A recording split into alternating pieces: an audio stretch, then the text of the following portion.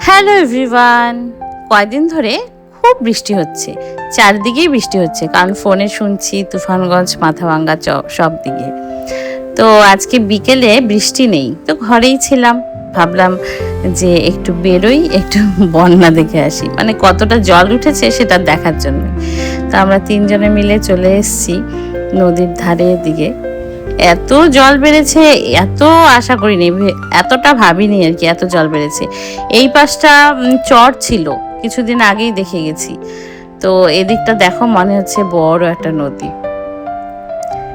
আর এই জায়গাটা এত সুন্দর, নৌকাটা এখানে রাখা আছে, এজন্য আরো সৌন্দর্যটা অনেক বাড়ছে। তো এখানে ফটোগ্রাফি খুব সুন্দর হতো, পিছনে বীজটা দেখা যাচ্ছে। তো আমরা ঘুরে টুরে সন্ধ্যাবেলা আবার একটু টিফিন করে বাড়ি চলে আসি।